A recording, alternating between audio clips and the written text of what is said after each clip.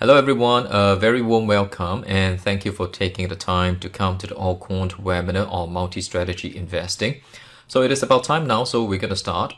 Alright, now first of all, let us introduce ourselves. So this is probably more for those who have not attended any of our courses, so you don't know us. And I'm AllQuant, okay, the guy on the left. So you can also call me EG. I'm fine with that as well.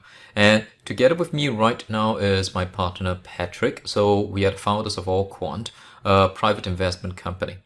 And as part of our objective to further the outreach of quantitative investing to more people, we have also dedicated a significant part of our efforts into providing education in the financial markets and investing.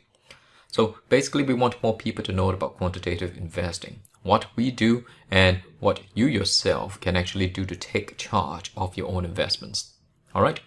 Now, and before this, right, we were both professionals in the asset management and banking industry. I personally have worked across the sovereign wealth fund, wealth investment banks, and prop trading as well as hedge fund.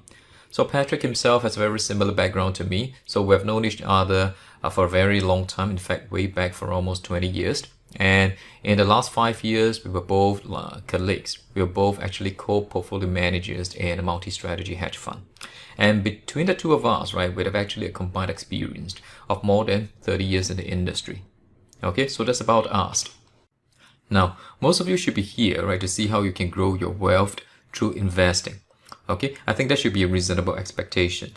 And most people tend to start off overestimating their own abilities to make money from the market. So for those who are already experienced here and have been through the school of hard knocks, you know what I mean. Okay, because the truth is, most people lost money in the long run trying to navigate the markets. You have probably heard it many times and seen numbers of percentages quoted here and there. Okay, but very often without any reference to any studies backing it up. Okay, so here are the numbers in the slide. And these are not plucked from the air, right? It was done in a large scale study which is published by the Haas School of Business in the University of Berkeley. So what it says is that more than 25% of the traders quit trading, right, in 2 years. And after 4 years, more than 90% were throwing the towel. Okay, so it was a piece of research done on active retail trading in the Taiwanese stock market. But although it's done only on the Taiwanese stock market, but when it comes to trading where human nature is actually involved, what its findings can actually be extended to other places as well. So why do so many people fail in their attempt? Okay, it really boils down to several elements. One, the first is knowledge. So having knowledge is essential, but knowing things doesn't mean you can make money. But it does mean that you'll be able to focus better, plan better, find your niche, and not lose money to say stupid little mistakes. And the good thing today is that it is a lot easier to find information, right, than it was like 20 years ago when I first started investing. But today you face a different challenge. Because there's just simply tons of information out there today, right? So in particular for those who are just starting out, how do you even make sense of all these things? So one person may come and tell you to do this, then another come along and tell you, no, don't do that, right? That's nonsense. So do this instead. Okay, so like it or not, it is going to take a lot of effort, one and time to build up the required knowledge without proper guidance. Alright, so second element, emotions. Okay, we all have emotions. That's just being human. And after investing for so many years, I personally can still feel the ups and downs. For example, I'm happy when I make money, and I'm definitely not happy when I lose money.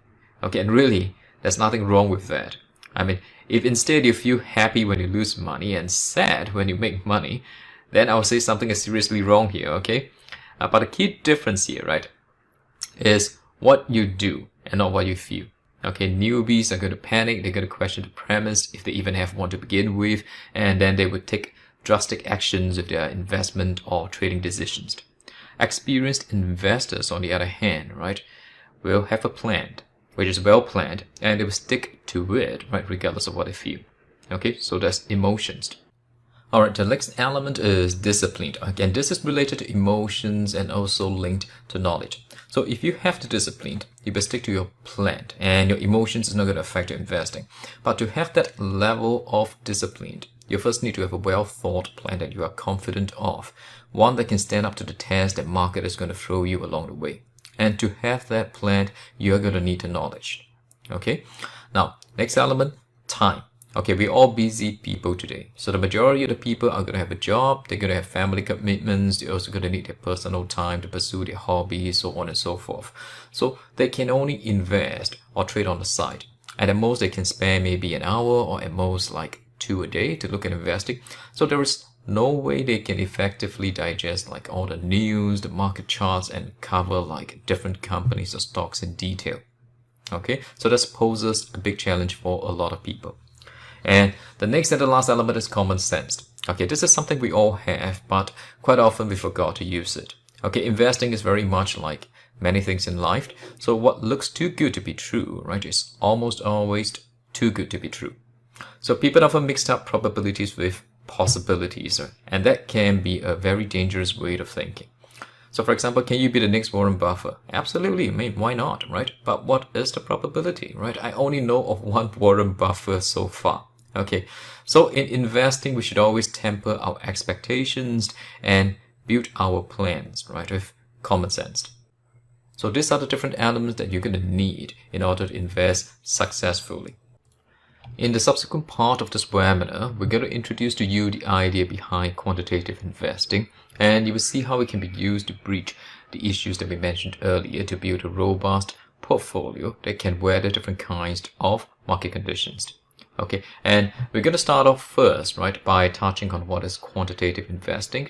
Then we're going to present to you the case for using strategies beyond the usual buying and holding. Okay, I'll be the one presenting this first two sections.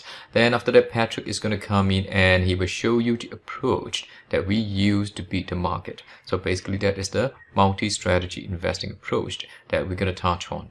Okay, and finally, we're going to wrap up today's session with a Q&A. Now, what is quant investing? Alright, for those who are unfamiliar with this term, this approach may seem rather alien to you. Okay, and just as an appetizer as to how different the quant approach is from conventional approaches, you just got to know this, right? So in quant investing, right, we don't need to do any chart reading. Okay, and neither do we need to plow through thick annual reports of different companies, and neither do we kind of like read or monitor the market news round the clock. Okay, so basically we're not doing any of this when it comes to quant investing. What we do is simply making use of well-tested math and rules to make our investment decisions. In a typical quantitative investment framework, this is what you're going to see. So at the center is going to sit your model. So this model kind of represents the brain of your strategy. This is where you process the information. And the model itself can be based on something as simple as technical rules, or they can be based on mathematical relationships, or it can also be something as complex as a machine learning algorithm. So basically anything goes here. And the next thing you're going to need, right, are the inputs for the model to process. And these inputs can come in many different forms. So they can be, for example, your traditional price data, which is the most common. So these are your minute, daily, weekly, open, high, low, close, volume, all right, for example. But it can also be like your financial data, your price to earnings ratio, price to cash flow, or your return to equities. But it can also be economic data such as your GDP, inflation, non-farm payrolls. Or it can also be things like your technical data or statistical data. And the last class or the last group here, right, is called alternative data, which is a new kid on the block, right? So it basically covers everything that is not listed above. For example, it can be news or social media feeds extracted from the web, or like credit card information, etc. So alternative data represents a new class of data that is not commonly used, right, as inputs to investment strategy systems. Okay. Now, after receiving the inputs or the information, the model is going to crunch it and output the outcome, right, which is the decision that you're going to make on your investments. So the outcome again can come in many different forms as well. So it can be, for example, a direct buy or sell signal on a particular stock, or it can also come in the form of an asset allocation decision, telling you how much to put inside stocks, how much to put inside bonds, how much to put inside like commodities or risk, for example.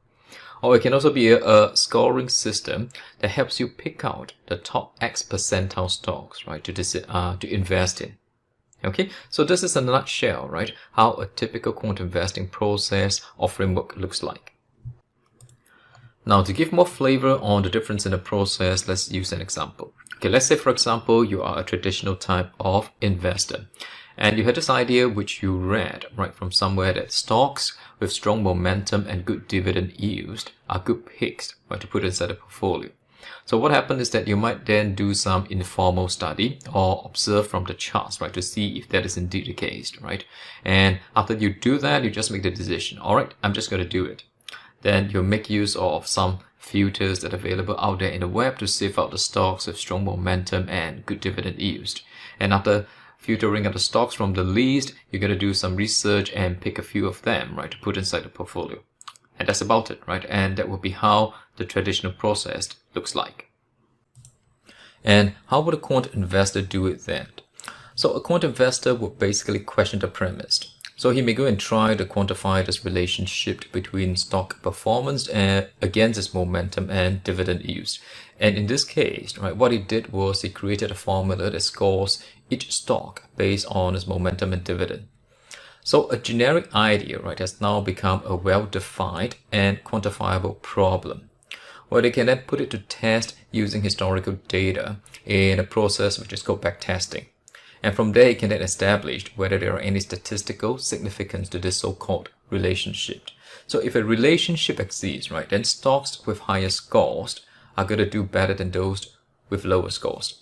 So a strong statistical relationship is going to suggest, right, a viable investment strategy. And from there, right, they can make use of the score to pick out the top stocks to invest in periodically. So in this case, right, the system or the model is going to be the one making all the investment cost, right? Whereas in the traditional approach, where the person is the one that makes all the decisions. All right. Now let me touch a little on backtesting. Okay, so backtesting is a very powerful tool and the cornerstone behind all quantitative investing approaches. But because it is able to give you a lot of information about your idea or concept. For example, you can establish evidence on whether or not your idea works. Then at the same time, you're going to gain a lot of insights into the model, which help you to understand it inside out. Like, for example, what are the strengths of the model? When does it perform well? How much can I expect to make? So what are its weaknesses? When does it underperform? And how much can I expect to lose, right, during like the worst episode? And does this model perform in line with my expectations? So all this important information, right, that helps you decide if the model is worth pursuing. Okay, now I know that there are those out there who don't think much about backtesting, right? Because the argument is always history is not a guarantee of what will happen in the future. Okay, and I must agree with that, right? That is a very fair statement, but I must add that it is kind of redundant, right? Because there is practically nothing out there, right? There is a guarantee of what is going to happen in the future, right? Unless you've got a crystal ball in your hand, right? So quants don't backtest, right? Because they're looking for guarantees. They backtest to gain a deeper understanding of their concepts or models. And if you think about it, right? If an idea you conceived cannot even work in the past, then what is your basis for it to work going into the future, right? Does that make sense? Now, let me try to again summarize the differences between the traditional approach and the quantitative approach here on this one slide. Okay, in the traditional approach, right, it relies more on intuition, so it depends on the investor himself. Whereas in the quant approach, everything has a scientific basis because you do everything based on the model itself. And in traditional approach, you may have some rules, right, as well, but the rules are kind of like loosely formulated within the investor's mind, right? But as for the quant approach, everything is systematic, it is precise, while the rules are really well defined. Okay, then in the traditional approach, of course, you have discretionary elements, emotions and market views of the investors is going to come into play as well. But in the quantitative approach, right, there's no room for such discretionary inputs, right, because you're going to follow everything according to the model itself. And of course, because of that, right, the traditional approach, the investor is the one that makes the final call. And as for the quantitative approach, the model is the one that calls the shots here. And this is also the very precise reasons why the traditional approach often produces unpredictable results, because there's too much of a human element inside there. That's why an expert can go and teach like 10 students the very same method he used, right? But all 10 students, right, can end up with different results. Whereas in the quantitative approach, if an expert is going to teach you the exact model that he used, and all the students is going to apply the very same model to the dot, and all 10 of them, right, is going to get very, very similar results.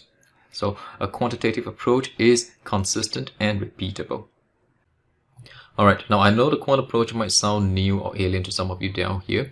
The quant approach is really still quite fresh, right, when it comes to the retail scene, but within the hedge fund industry, it has been around for a very long time, for many decades, and it has grown a lot, especially since the great financial crisis in 2008. I recall when I first joined the asset management firm back in 2006, where I was a hedge fund analyst for quantitative hedge funds. So back then, right, quant is still a very small element, right, within the entire hedge fund space. But today, right, it has grown by leaps and bounds, to the extent that now the world's largest 3 hedge funds are run by quants. And the first one is run by Ray Dalio. Some of you might have known him. So basically, he's the founder of Bridgewater Associates, which is the largest hedge fund in the world, and it manages well over $100 billion in terms of assets. And the second one is Jim Simons, well, the person who founded Renaissance Technologies, the most successful quantitative hedge fund in history. Right, if you heard of the Medallion Fund, and the amount of assets that the company manages is also over the $100 billion. Then the third is Akira Capital Management, founded by Clifford Asnest, right, and the AUM is $61 billion. So quants have really come a long way, and this wouldn't have been possible if quantitative investment strategies have not been effective. Okay, now let's move on to the next part of the webinar, where we're going to talk about the case of whether we should be buying and holding on to stocks forever. Now, buying and holding stocks, right, is a very popular strategy among retail investors, and it is made even more popular right after 2008 because basically the US government printed a whole lot of money and flushed it into the market. Well, to the extent that stocks thereafter enjoyed a phenomenal rise, right, even up to today. Okay, but should that be the only strategy that we take towards investing? So if you only buy and hold stocks, what would be the greatest weakness of your portfolio, and what would be your greatest fear? Well, it's going to be a bear market, right? But some of you might think that, oh, that's okay, right? I just simply diversify my holdings, say, across the different sectors, and it should turn out fine, right? But is that really the case? So let's look at how the different sectors perform, right, during the major bear markets in the history. Okay, so this is the dot-com crash in 2000 to 2003. So as you can see from here, right, every single sector is down, right, no matter which sector you're going to eat. So it is just a matter of how much or how deep, right, you're losing the money. So it ranges anywhere from like minus -20% to as much as -80% for the technology sector. So this for the dot-com crash. And how about the great financial crisis from 07 to 09? Pretty much the same case, right? There's nowhere to hide. So no matter which sector you are in, you're suffering a loss. And again, the magnitude of the loss can range anywhere from like -20% to as much as near to, again, -80%, right? Depending on which sector you're in. Now, what about the most recent episode of the COVID-19 pandemic during the February and March this particular year? Okay, pretty much also the same case, right? You look at every single sector, every one of them is suffering a loss, right? Again, from as much as -20% to more than -50%, right, for the energy sector. Now, if sectors couldn't help, right, then would diversifying, say, across different geographical locations or different countries, right, help you with it? So let's take a look again. Right, so this is a dot-com crash, and this is the performance of the various different countries from US, UK, Singapore, Hong Kong, Japan, Germany, and Australia. Again, as you can see from there, right, when there's a general bear market, there's nowhere to hide. Every single country, right, is in the red, right? And let's go to the great financial crisis. Again, pretty much the same picture. Every single country is down, right, from as much as -50, right, to more than -60%. And the COVID-19 pandemic during this particular year, pretty much the same scenario, right? So every country is down. Now, you might think that this is no big deal, right? There's usually enough time for me to adjust the portfolio and kind of cut out the losses before it runs too deep during the bear market. Now, this is getting harder and harder to achieve. Not to mention that it's difficult to begin with. So if you look at the next chart, right? So this shows you the number of days, right, each bear market take, right, to hit negative 30%. So if I were to start with a dot-com crisis, right, dot-com crisis took a total of 360 days, right, to hit a loss of negative 30%, right, and that's on the US market, okay, S&P 500. And if you move later on, right, to the great financial crisis represented by this gray line, it took 250 days, right, to hit a loss of negative 30% from its peak, right? Then we fast forward right to the most recent COVID-19 pandemic. And how long did it take to hit negative 30%? Which is right at the bottom of this particular technical bear market here. It takes only 19 days to hit there. So there's hardly any time for you to react in this latest case, right? The good thing is we now look on hindsight, we know that this is the bottom of the bear market. But it could have been much worse, and you would have no way of knowing whether the market is bottomed out by then. Now, at this point, right, the ardent supporters of buy and hold strategy might still contest all that I've just pointed out. And why? Because bear markets or corrections are all part and parcel of the market cycle.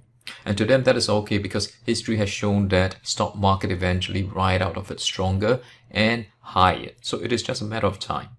And that much is true, but the question I have to them is, how long can this recovery take? Do you even have any idea? Do you have any control over it? Now let's take a look at this next example here.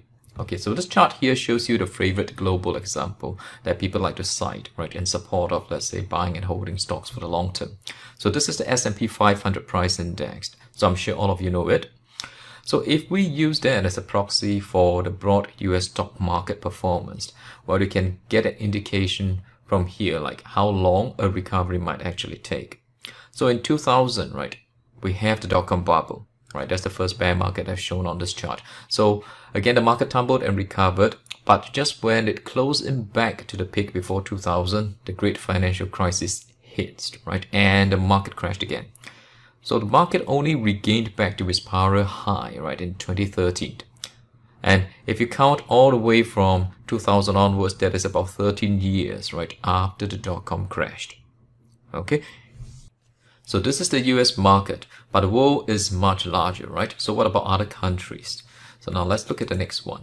Okay, this is Singapore. Well, that is actually my home market. So if you look at the performance, right, it is nowhere doing as well as the US market. Even after a good 12 years after the great financial crisis hit in 2008, the Singapore market has yet to fully recover. Well, in fact, it is pretty much the same for a lot of Asian countries over here, right, including like Hong Kong and its shares.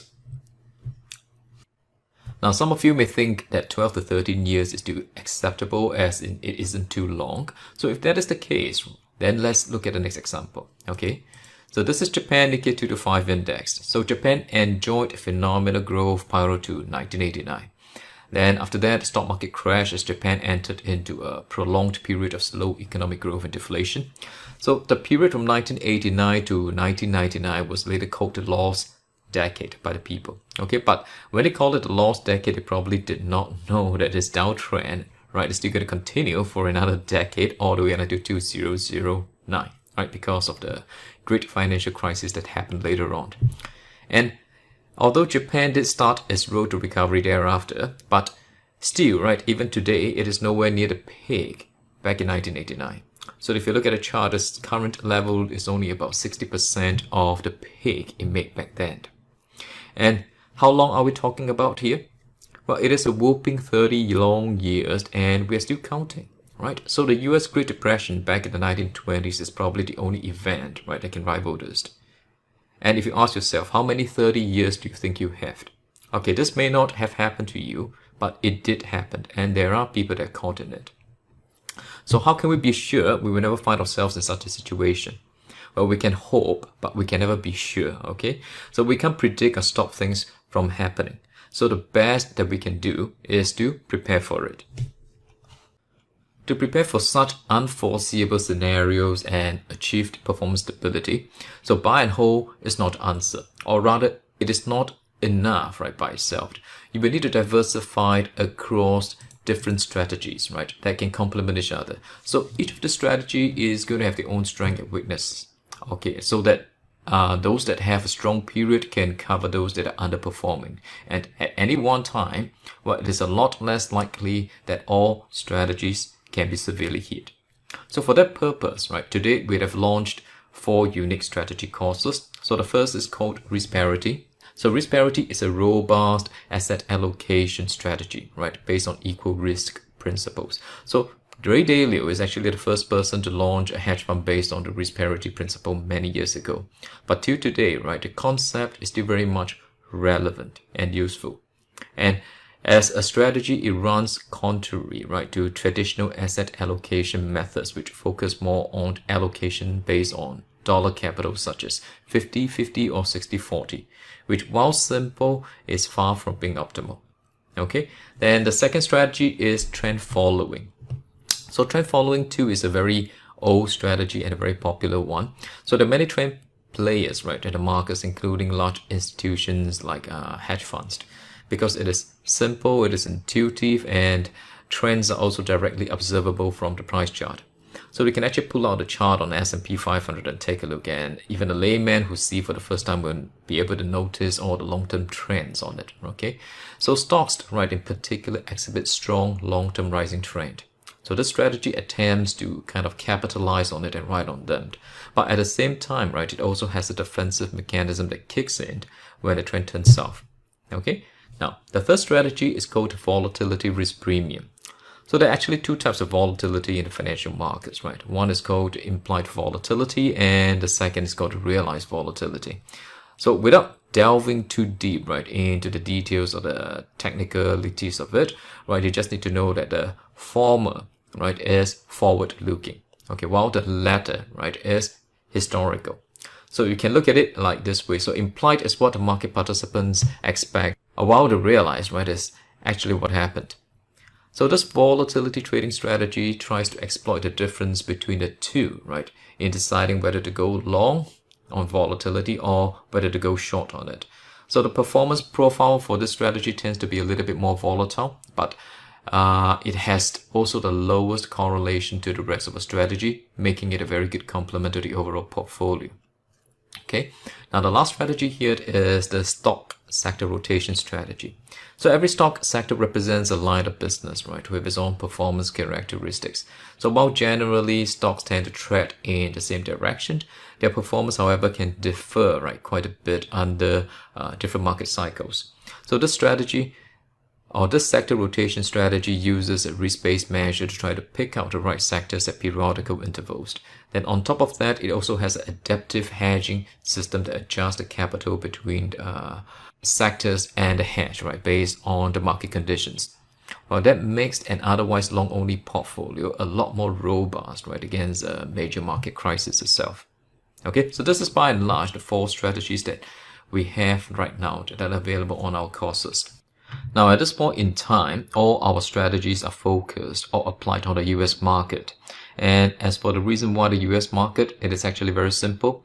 First of all, as quants, the most important thing to us is the availability of good quality data, right, with a sufficiently long history.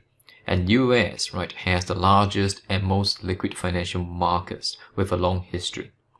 So if you look at it, right, just the stock market alone has more than 3,000 listed securities. It has a market capitalization of more than $30 trillion and a daily volume, right, of more than $120 billion. So it is a very large playground, right? It's huge enough so that everyone gets a cut of the pie. Okay. Now the next consideration is cost. Well, the transaction cost can be very low, right, depending on which broker you use and like which stock you buy, for example. So we use interactive brokers and the comms can be lower than even 0.02%. Well, in fact, the actual commissions is much lower than that. Okay. So the minimum comms, right, is like $1, which is acceptable, and they also now offer like fractional share trading, which now allows small accounts to, or better precision, right, at sizing up the trades. Okay, so now at this juncture, I'm going to hand over to Patrick, so he's going to share with you more on the concept of our multi-strategy investing before we wrap up the session with a Q&A. All right, so okay, Patrick, over to you. Thank you, Ingwan. A question that investors often ask is how can one beat the market? This is actually not a straightforward question, as there can be many different definitions of beating the market. Does it mean getting a higher return than the market without consideration of the risk taken to achieve the return? Does it mean beating the market over 1 year or 10 years? There is no guarantee in financial markets, so a better question is to ask how can we achieve our objectives of investing or trading in the financial markets?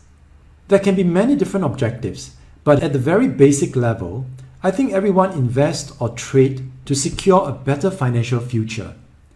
In order to feel secure, I think to be able to achieve a consistent return with minimal volatility should be the goal of all investors. So is stock picking or asset allocation more likely to achieve this goal? Studies have suggested that asset allocation accounts for more than 90% of a portfolio return. Hence, having a properly constructed portfolio is more important than picking the right securities within each asset class. This is the foundation of modern portfolio theory. In fact, modern portfolio theory has a very neat way of representing this objective of consistent return with minimal volatility. Here we have a plot of portfolio return on the y-axis against portfolio volatility on the x-axis. Given a finite set of asset classes, we can construct different portfolios comprising various asset class weights. Each portfolio would have its own unique historical annualized return and annualized volatility. When we plot all the possible portfolio combinations on this chart, we might get a plot that looks like this. This is called the opportunity space given the asset classes to work with. If we draw a straight line from the origin of the plot to an individual point for a specific portfolio, the gradient of the line represents the risk-adjusted return or Sharpe ratio of the portfolio. It tells us the amount of annualized return generated per unit risk or volatility experienced by the portfolio. Volatility is always positive, but return can be negative. This is especially likely if the window period for calculating return and volatility is shorter. Therefore, the challenge for investors is to maintain a positive return over a reasonable rolling window period. Using tennis as an analogy, the challenge is to hit the sweet spot all the time. Let's use the S&P 500 as represented by SPY to illustrate this point. This chart shows the rolling 3-year Sharpe ratio of SPY. You can see that the Sharpe ratio from 2009 to 2010 is negative. This is due to the huge loss suffered by S&P 500 in 2008. In tennis terms, SPY missed the ball in 2008. This is bad for investors' psychology, and it might lead to permanent damage in a retirement portfolio. Now, let's look at the individual quantitative models we teach, starting with trend following. The model we teach is trend following on stocks, and so the rolling 3-year Sharpe ratio is very similar to S&P 500. However, due to the defensive posture of the model during 2008, it avoided a nasty drawdown, and hence the rolling Sharpe ratio never went negative. Sector rotation is another stock-focused strategy, but it utilizes long-term US Treasuries as a natural hedge. Similar to trend following, it also avoided a negative rolling 3-year Sharpe ratio. Due to the presence of a non-correlated asset class in the model, the profile of sector rotation is slightly different from SPY. The risk parity model we teach also comprises only stocks and US Treasuries. It also maintains a positive rolling 3-year Sharpe ratio. There is scope to include more asset classes into the portfolio to achieve even more asset class diversification. When we combine the three strategies together, the resulting multi-strategy portfolio has an even more stable rolling 3-year Sharpe ratio as shown by the green line. The volatility risk premium model has a shorter history than the rest, since volatility ETFs are a more recent product. However, the model also has a stable rolling Sharpe ratio as shown by the dashed yellow line. The unique feature of this model is the very low correlation to SPY. It is non-correlated to any of the other strategies. As such, when we add this model to the portfolio, the resulting rolling Sharpe ratio of the portfolio is even more stable. The ultimate effect of a stable portfolio Sharpe ratio is a smooth return profile as shown by the solid blue line here. Another way to put it is that the multi-strategy portfolio delivers a positive return almost every year, regardless of market conditions. Let's now review the performance of our multi-strategy portfolio in 2020 so that we can see how the various strategies work together. 2020 can be broken up into two parts. The first part is the onslaught of COVID-19, where countries around the world began to lock down and fear went into overdrive. The S&P 500 crashed 34% within the space of about a month. The second part marks the equally fierce recovery in the markets from aggressive stimulus measures from governments around the world. The S&P 500 rose 64%, and this marks the fastest recovery ever in a century. We will now look at the performance of our individual strategies during these two parts. Let's start with risk parity. The model started the year with roughly equal allocation to stocks and bonds. Then in February, it sized down stocks drastically and allocated more to bonds. This was a good move as stocks started to crash towards the end of February. It sized down stocks further in March. This helped risk parity avoid the crash in March, losing only 4% versus 34% in the S&P 500. During the recovery stage, risk parity maintained a low allocation to stocks throughout the entire period, and hence it was only up 8% versus 64% for the S&P 500 during this period. In conclusion, you can say that risk parity was successful in avoiding the stock market crash, but it remained defensive during the recovery. Sector rotation started the year with full allocation to stocks. It started to get out of some stock sectors in February and reallocated to long-term treasuries. It was almost equally allocated to stocks and bonds in March.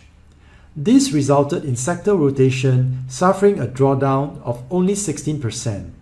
This is about half of the 34% endured by the S&P 500. During the recovery stage, sector rotation gradually allocated back into some stock sectors until it was fully back in stocks in July.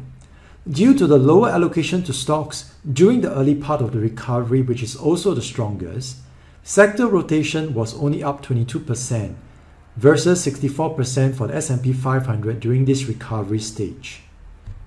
Our trend following model started the year with a relatively high exposure to stocks. It continued to build up exposure in February, and it maintained the exposure through March as stocks crashed at a speed that was only paralleled 2 times before.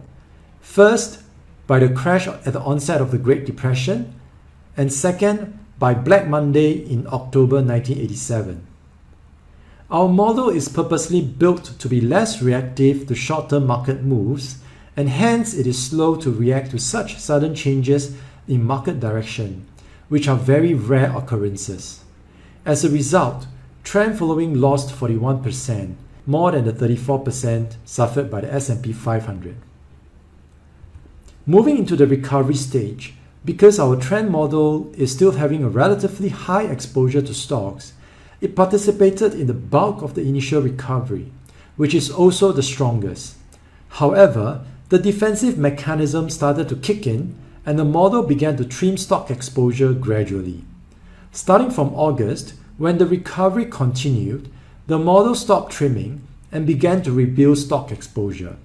In the end, the model is up 56%, slightly behind the 64% enjoyed by the S&P 500 during this recovery stage. A faster reacting trend following model might have been able to avoid the bulk of the nasty drawdown in March, but would not have been able to participate as much in the recovery stage because it would have cut out most of the stock exposure before the recovery began. Our volatility risk premium model started the year with a short volatility positioning. It switched to a long volatility position sometime in February and maintained this long vol exposure throughout the market crash in March. As a result, this model turned out to be our star performer during this period. It was up 67% in contrast to the S&P 500, which was down 34%. In fact, it was up close to 100% at one stage before giving back some of the profits as volatility came down. During the recovery stage, the model held a mainly short volatility position, interspersed with short periods of long volatility exposure. There wasn't a clear trend in VIX during this period, and hence it was not a good environment for our VRP model. In the end, the model is down 5% during this recovery period. However, it is commendable that VRP managed to hold on to the bulk of the gains made during the earlier market crash. We have finished looking at the performance of our individual strategies for 2020. Now, let's look at how our multi-strategy portfolio performed during the two parts of this year. For the first part of this year, our multi-strategy portfolio held up relatively well despite the market crash in March. The portfolio was only down 6% as compared to 34% for the S&P 500. This was mainly due to the large gains made by our volatility risk premium model, which acted as a successful hedge. During the recovery stage, most of our strategies lagged the S&P 500 badly due to their defensive positioning. Only our trend model managed to keep up with the bulk of the recovery. As a result, our multi-strategy portfolio was up 20% as compared to 64% for S&P 500 during this period. This table shows the performance summary for the first part of the year. At the individual strategy level, trend following was the worst performer and volatility risk premium was the star performer. It is expected for such a big dispersion in performance during a tumultuous period like 2020. But what is important is that the combined multi-strategy portfolio managed to survive this period well. During the recovery stage, trend following and VRP switched places. VRP became the worst performer and trend following became the star performer.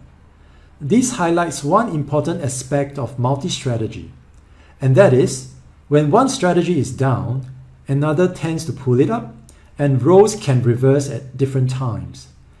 Even though the multi-strategy model lacks the S&P 500 during this recovery stage, it is important to look at performance over the entire cycle as well as over a longer history.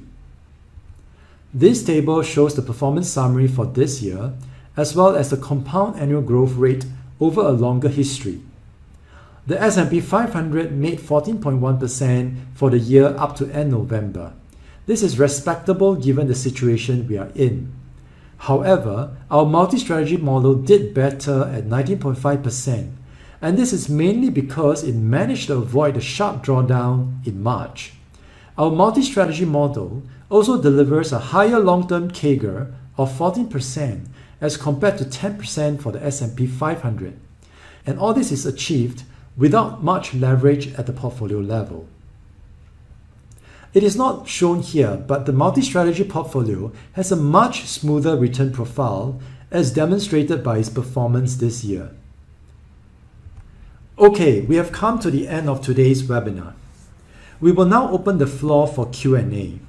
You may use the comment section to ask your question, or if you prefer to be anonymous, you can also ask your question using the question bar. If you are interested in enrolling in any of our courses, we have a special 12/12 promotion going on now. You can click on the link in the comment section and visit our courses landing page to find out more. Thank you. Okay, we got one question down here. Okay, someone asked what is the minimum amount that is required to implement a multi-strategy portfolio. So again, the amount to actually implement a particular strategy right, depends on a function of your commissions. Okay. So per strategy, we probably will recommend like 10,000 USD right, per strategy. So if you want to implement the entire multi-strategy portfolio, it will probably be better if you have about 40,000 US dollars to start with.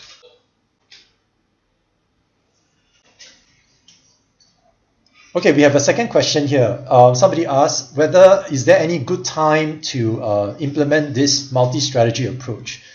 Okay, so the thing is, as you can see from our presentation, the whole premise of the multi-strategy approach is that we want to create a return profile that is smooth and stable. So it's something that is suitable for all kinds of market condition. So there is really no best time to start a multi-strategy approach. In fact, I think the best time to start is as soon as possible, because given this kind of approach, right, the earlier you start to compound your returns, the better it is for long-term capital appreciation.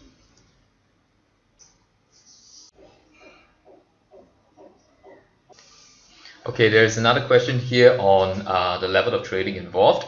So someone asked, is there a lot of trading involved in this approach, and will it incur a lot of trading cost? Okay, there's actually minimal trading involved in all this approach. So like, for example, if you talk about risk parity, is actually a monthly asset allocation model, where you rebalance like a small portion of the portfolio on a monthly basis to the target asset allocation that is being calculated. Then you have the trend following model. Is actually a long-term model, so the signals come on an ad hoc basis. Well, you can have signals triggered in as far as a couple of months or even years, right? So as long as the trend is there, you would tend to hold on to the positions. As for the volatility risk premium model, there's also a more ad hoc signal based models, but so far based on what we've seen, you might experience more signals or more trades coming in during volatile periods, but by and large it's also a fairly stable model. And as for the sector rotation one, it is also a monthly allocation model where you try to allocate among the sectors that are best suited for the particular point in time. So as a whole, at the portfolio level, actually the overall kind of turnover is quite low for this multi-strategy portfolio itself. Okay, so cost wise it's going to be quite minimal.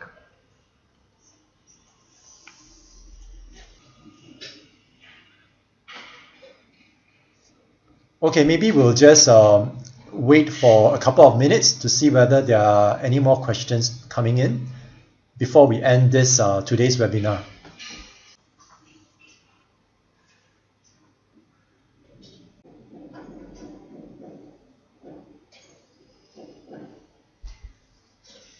Okay, this is our first inaugural webinar that we are holding for AllQuant. So definitely we will be doing more webinars in the future. Most likely it will be start around updating on the multi-strategy performance as well as some ad hoc topics. But feel free to let us know whether there's any specific topics that you guys would like to hear from us, and then we can also arrange webinars around those topics as well. Okay, I think there's no more questions coming in, so I think we will end today's webinar here. Okay, thank you for attending, and I hope you had an enjoyable time and had some takeaway from this session as well. Okay, from here, me and Ingwan would like to thank you again for your attendance. We will be posting the recorded webinar onto our various channels shortly once the video is ready. Okay, so you can watch out for them and you can repeat if you want to view it again.